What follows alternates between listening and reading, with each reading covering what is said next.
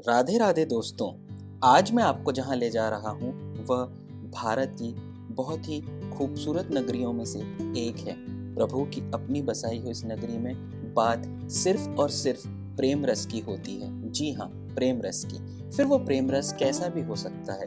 वो प्रेम रस भक्ति का हो सकता है, वह प्रेम रस प्रभु को रिझाने के लिए नाचने गाने वाला हो सकता है, भीड़ में भीड़ का हिस्सा बन के प्रभु की झलक पाने वाला प्रेम रस, या मीरा की तरह खो जाने वाला प्रेम रस, मस्त मलंग हो जाने वाला प्रेम रस।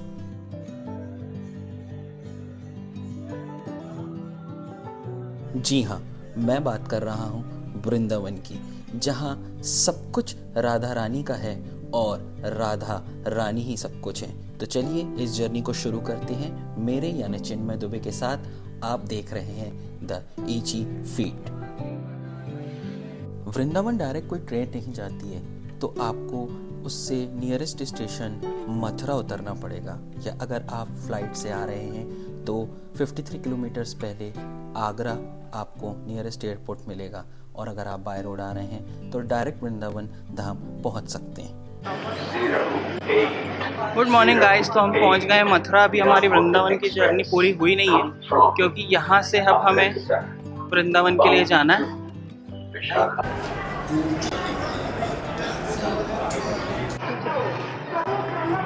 तो यहाँ से हमने एक टैक्सी बुक करी है जो हमारे होटल तक हमको छोड़ेगी, हमारे आश्रम तक हमको छोड़ेगी। वो हमने बुक करी है 500 रुपीज़ में, जो हमें डायरेक्ट हमारे रूम तक छोड़ेगी होटल के।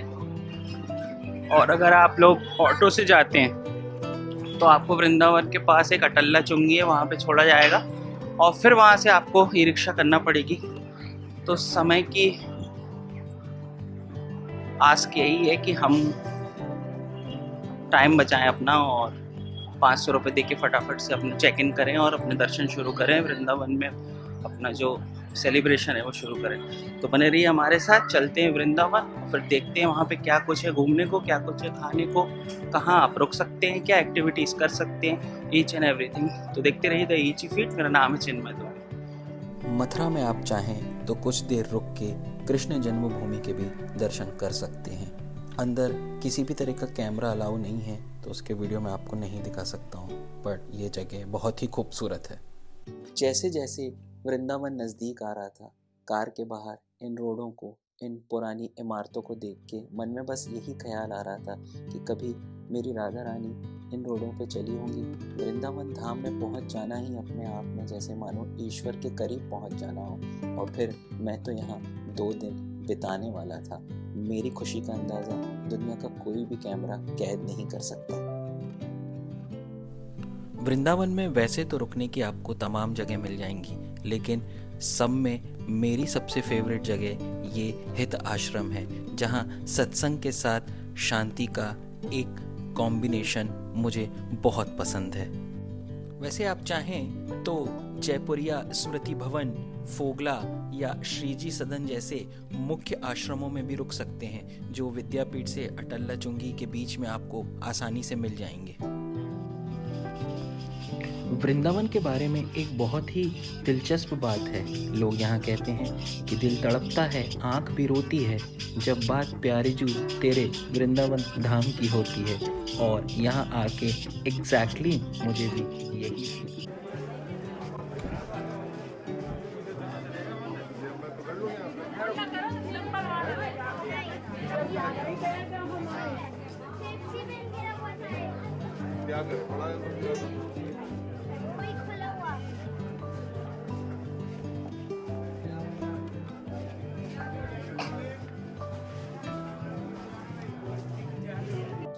ऐसा कहा जाता है कि राधा वल्लभ दर्शन दुर्लभ, और इस दुर्लभ दर्शन को करने के लिए हम सबसे पहले आते हैं राधा वल्लभ मंदिर में। यहाँ आने की एक्साइटमेंट और प्रभु के दर्शन करने के लिए जो मेरे मन में एक तड़प है, वो मैं आपको बयां नहीं कर सकता।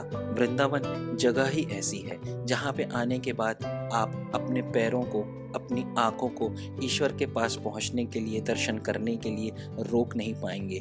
कोई अगर आपको रोकना चाहेगा भी तो आप रुक नहीं पाएंगे। बोलिए राधे राधे। इन नाचते गाते झूमते हुए लोगों को देख के मुझे खुशी भी हुई और जलन भी हुई। खुशी इसलिए कि मेरी तरह और भी कितने राधा रानी के दीवाने यहाँ इकट्ठा हुए हैं, और जलन इसलिए कि मेरे अलावा और राधा रानी के क्यों दीवाने हैं।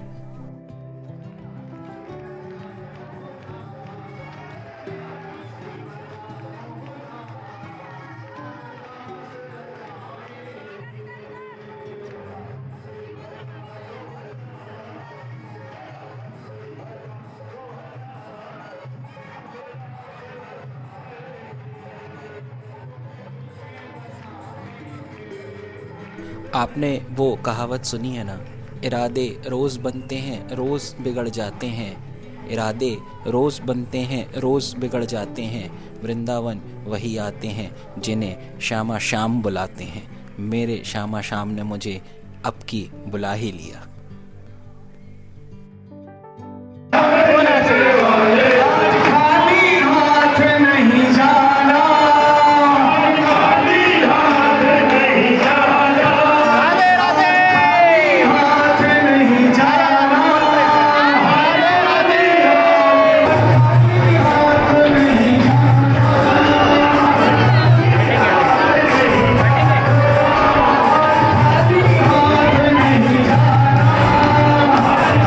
और ये वो पल जहाँ फाइनली मुझे राधा वल्लभ लाल जी के दर्शन हुए। भक्त और भगवान का जो संबंध होता है वो बड़ा पर्सनल होता है, इसलिए ये तो नहीं बता सकता कि मुझे उनके दर्शन करके या उनसे बात करके कैसा फील हुआ, लेकिन ये ज़रूर कहूँगा कि ज़िंदगी में एक बार समय निकाल के राधा वल्लभ लाल जी के दर्शन करिए, वृंदावन धाम ज़रूर आइए। इस बिज़ी दुनिया में परिवार के साथ वक्त बिताने का जो मौका मुझे मिला, मेरी बहन और मेरी माँ के साथ जो मुझे वृंदावन धाम घूमने का मौका मिला, इसे जो मैंने नहीं छोड़ा, जो मैंने इसे पकड़ लिया, विश्वास मानिए अगर ये छूट जाता तो शायद दोबारा इतना अच्छा मोमेंट मुझे कभी नहीं मिल पाता। तो लाइफ में जब भी आपके पास मौका अपने परिवार के साथ समय बिताने का, अपने लोगों के साथ समय बिताने का, कुछ देर अपने काम को असाइड करके उनके साथ किसी खूबसूरत जगह पे जाइए, वृंदावन ज़रूर जाइए।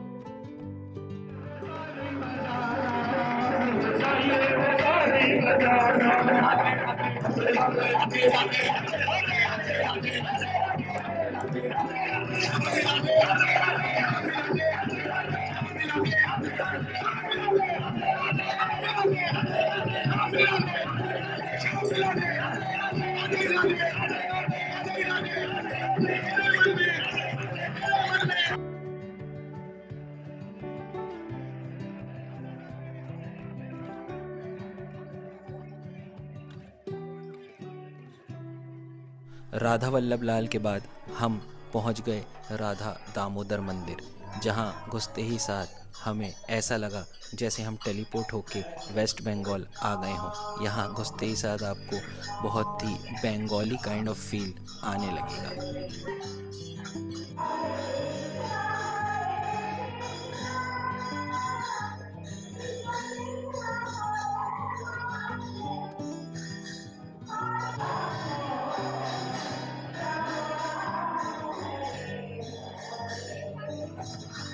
अगर किसी वजह से आप गोवर्धन परिक्रमा नहीं कर पा रहे हैं या किसी ऐसे व्यक्ति के साथ हैं जो चलने में समर्थ नहीं है, जैसे कि मैं अपनी माताश्री के साथ आया था, तो इस मंदिर में 4 परिक्रमा लगाने से आपको गोवर्धन परिक्रमा लगाने का फल प्राप्त होगा, क्योंकि इस मंदिर में भी गोवर्धन की एक शिला स्थापित है और ये हमें यहाँ के गोसाई जी ने बताया था।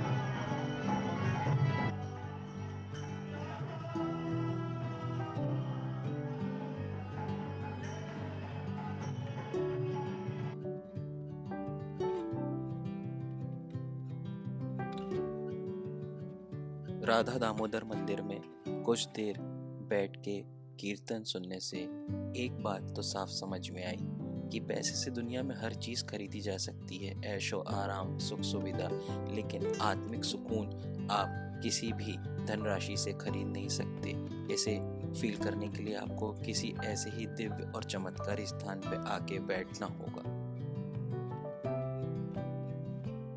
वृंदावन आए और स्कॉन न जाए, ऐसा हो नहीं सकता। तो अगले दिन सुबह जल्दी उठकर हम पहुंच जाते हैं स्कॉन मंदिर। इस मंदिर में केवल और केवल एक ही चीज़ है जो आप फील करेंगे, वो है महामंत्र। हरे राम राम राम हरे हरे, हरे कृष्ण कृष्ण कृष्ण हरे हरे।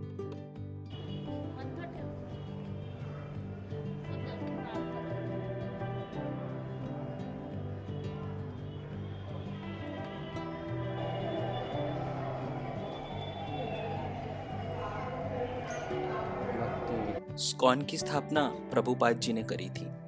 जब आप स्कॉन मंदिर के अंदर आएंगे तो यहाँ पे एक म्यूजियम है जहाँ पे प्रभुपाद जी की पूरी जर्नी को बहुत अच्छे से पोर्ट्रे किया गया है। 70 साल की उम्र में प्रभुपाद जी ने हरे रामा हरे कृष्णा मूवमेंट चलाया और उसके बाद इन्होंने पूरी दुनिया में कृष्ण महिमा की चर्चा करी, लोगों के मन में कृष्ण प्रेम को जगाया, जो कि आश्चर्य करने वाली एक सच्ची घटना है। मंदिर केवल बुजुर्गों के लिए नहीं होता, और स्कॉन में आते ही मुझे ये बात समझ में आ गई। ये मंदिर यूथ को कैप्चर करके रखता है। ये मंदिर आपको एक लाइट लेकिन बहुत ही ज़्यादा डीप वाइब देता है। वाइब ये सोचने पे मजबूर करवाती है कि क्या जो ज़िंदगी आप जी रहे हैं वही आपका लास्ट गोल है, या फिर कुछ और है जिसके लिए आपका जन्म हुआ है। यहाँ आके जो फीलिंग होती है वो बयां करना बहुत मुश्किल है। अगर कम शब्दों में कहूँ तो ये रूहानी माहौल है।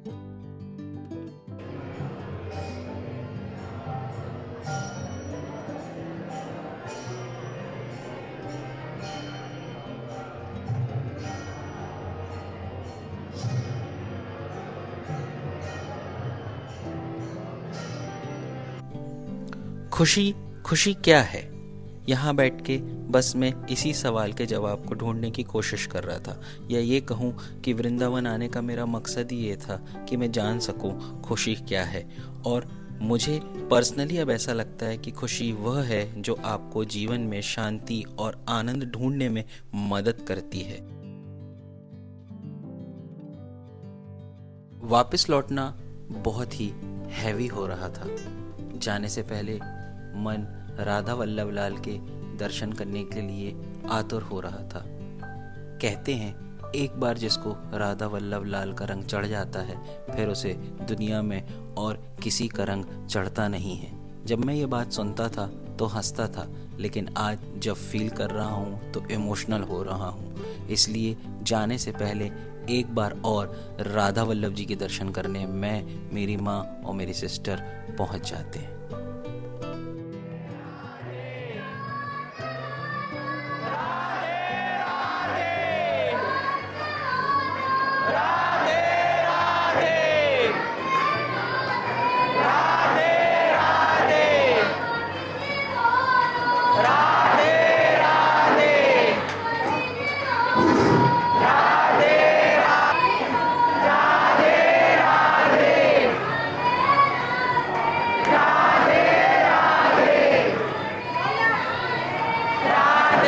वृंदावन आए तो बिना लहसुन प्याज का खाना खाने के लिए खुद को प्रिपेयर करके आए। जब जगह सात्विक होती है तो भोजन भी सात्विक मिलता है, और हमारे शास्त्रों में तो लिखा भी है जैसा खाएं अन्न वैसा बने मन।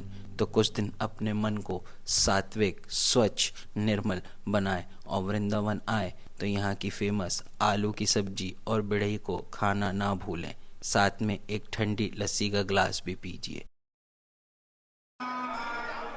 यहाँ से जाने का समय आ गया है, और जाने से पहले बस एक ही बात मैं राधा रानी से कहना चाहूँगा कि वृंदावन सो वन नहीं, नंदगांव सो गांव, वंशी वट सो वट नहीं, कृष्ण नाम सो नाम। राधा मेरी स्वामिनी, मैं राधे को दास, जन्म जन्म मुझे दीजिए श्री वृंदावन को वास। तो मिलते हैं आपसे किसी और डेस्टिनेशन पे, किसी और खूबसूरत सी लोकेशन पे। मेरा नाम है चिन्मय दुबे और आप देख रहे हैं द ईची फीट। राधे राधे।